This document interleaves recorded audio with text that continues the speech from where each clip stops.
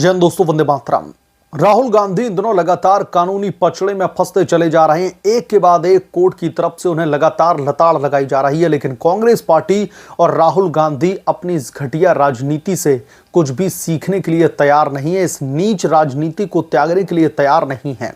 अभी अभी Allahabad high court से राहुल गांधी के खिलाफ में चल रहे एक मुकदमे को लेकर के जो विवादित बयान दिया था कि we are fighting against the Indian state, इस मामले पर सुनवाई के बाद में जो खबर निकलकर सामने आ रही है, उसके बाद में कांग्रेस पार्टी में सोनिया गांधी के खेमे में भयंकर हड़कंप है।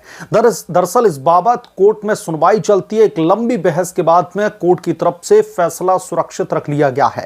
फैसला तो सुरक्षित रख लिया गया, लेकिन कैसे इस बहस के तमाम जो आयाम निकल करके आ रहे हैं, जो तमाम पहलू सामने आ रहे हैं, उसके बेसिस पर यह कहा जा रहा है कि राहुल गांधी को लखनऊ की हाईकोर्ट बेंच से एक बहुत बड़ा झटका लगने वाला है, क्योंकि इस मामले पर जो तमाम दलीलें पेश की गई हैं वो दलीलें राहुल गांधी के खिलाफ में जा रही हैं। सब कुछ इस रिपोर्ट में हम सुनवाई के बारे में जानेंगे। दरअसल 15 जनवरी 2025 को दिल्ली में कांग्रेस पार्टी के नए मुख्यालय, जिसका नाम इंदिरा भवन है, उसके उद्घाटन पर राहुल गांधी ने जो बयान दिया वो किसी राजनीतिक भाषण से कम नहीं, दरअसल वो बहुत ज्यादा खतरनाक था। उन्होंने साफ कहा था कि बीजेपी और आरएसएस ने देश की हर संस्था पर कब्जा कर लिया है। हम अभी भारतीय जनता पार्टी आरएसएस के साथ साथ इंडियन स्टेट यानी कि भारतीय राज्य से भी लड़ रहे हैं। उन्होंने आगे कहा था कि संस्थाएं पूरी तरीके से निष्क्रिय हो चुकी हैं, मीडिया आजाद नहीं बचा। ये बयान सीधे सीधे भारतीय राज्य की संप्रभुता, संवैधानिक संस्थाओं और लोकतंत्र पर हमला था। राहुल गांधी ने इंडियन स्टेट को दुश्मन करार देकर के यह जता दिया कि कांग्रेस पार्टी अब सत्ता में नहीं है तो पूरे सिस्टम को ही निशाना बना रही है। यह बयान महज गुस्सा नहीं था दोस्तों, यह कांग्रेस पार्टी की हताशा और भारत विरोधी सोच का आईना भी था। जब कोई भी विपक्षी नेता भारतीय राज्य से लड़ने का ऐलान करता है तो वो लोकतंत्र को चुनौती देता है। भारतीय राज्य का मतलब है 140 करोड़ भारतीयों की इच्छा, संविधान, न्यायपालिका, चुनाव आयोग, सेना और हर संवैधानिक संस्था। राहुल गांधी किस बेसिस पर कह रहे हैं कि हमारी लड़ाई अब बीजेपी और आरएसएस के साथ में सिर्फ नहीं है, we are fighting against the Indian state, यानी कि भारतीय राज्य से सीधी लड़ाई। राहुल गांधी से कब्जे में बताकर कि असल में केंद्र सरकार, मोदी सरकार और जनादेश को नकारने की कोशिश कर रहे थे।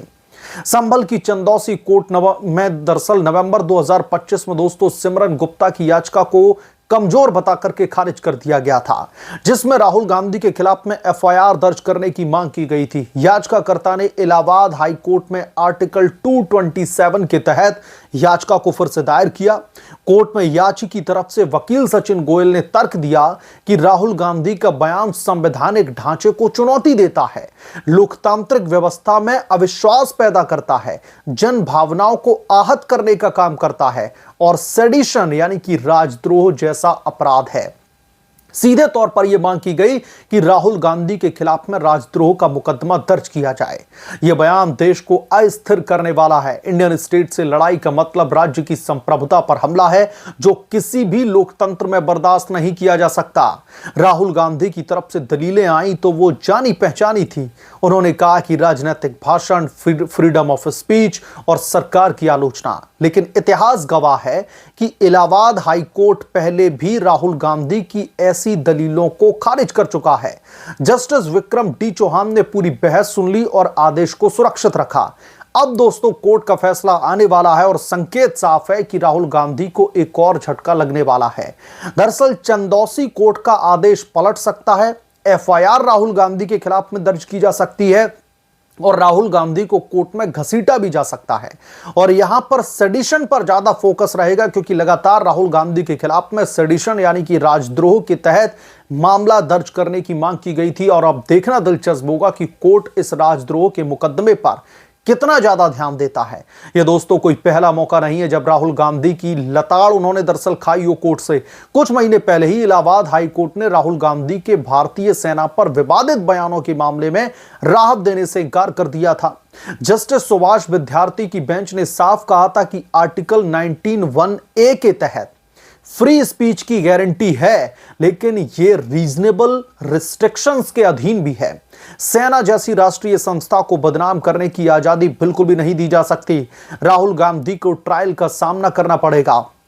कांग्रेस पार्टी को पहले भी दोस्तों कोर्ट में कई झटके लगे हैं, चाहे वो सिख समुदाय पर बयान हो या फिर अन्य मानहानि के मामले। हर बार कांग्रेस पार्टी पीड़ित बनकर के रोती दिखाई देती है, लेकिन हकीकत तो यह है कि उनकी लीडरशिप बार बार राष्ट्र विरोधी बयान देकर के खुद को फंसाती है।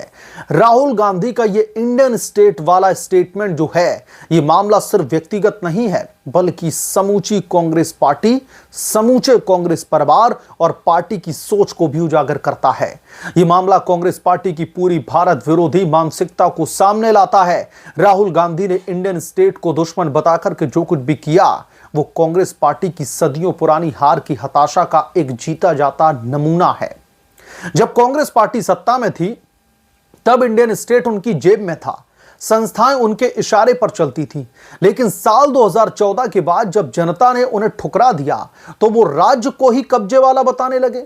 ये सोच बहुत ही खतरनाक है। जब किसी भी लोकतांत्रिक ढांचे को संभाल कर रखने की बात की जाती हो और ऐसे में विपक्षी नेता कहता है कि we are fighting against the Indian state, यह बेहद ही खतरनाक है लोकतांत्रिक व्यवस्था के लिए।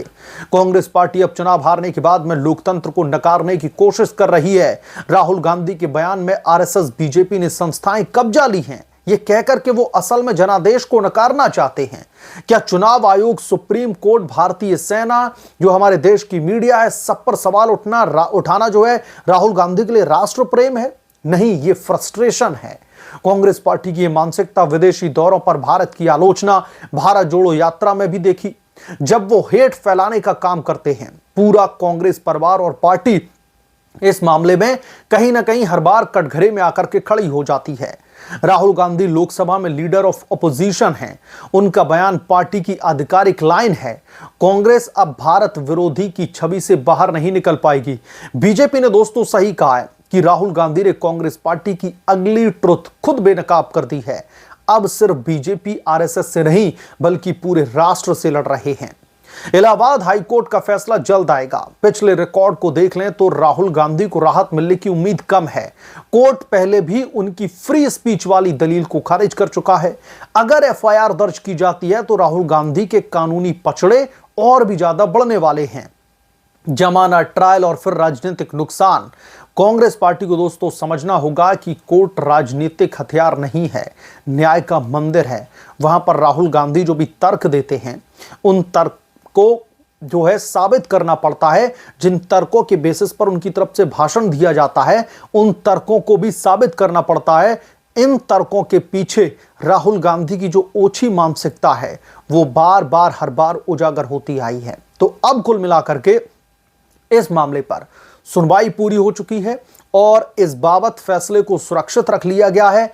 किसी भी पल कोर्ट की तरफ से इस बाबत कोई बड़ा फैसला सुनाया जा सकता है और उम्मीद यही है कि राहुल गांधी के खिलाफ में ही कोर्ट का यह फैसला आएगा, क्योंकि इस फैसले के पीछे जो तमाम दलीलें रखी गई हैं, जो तमाम सबूत पेश किए गए हैं, राहुल गांधी का स्पेसिफिकली वो वीडियो जिसमें वो खुद इंदिरा भवन में खड़े होकर के कांग्रेस पार्टी के जो तमाम वर्कर्स हैं, जो तमाम नेता, उनको संबोधित करके कह रहे थे कि हमारी लड़ाई सिर्फ भाजपा और आरएसएस के साथ में नहीं है, हमारी लड़ाई भारतीय राज्य के खिलाफ में भी है। बहरहाल आप क्या सोचते हैं इसके बारे में, आपकी क्या राय है, हमें कमेंट करके जरूर बताएं।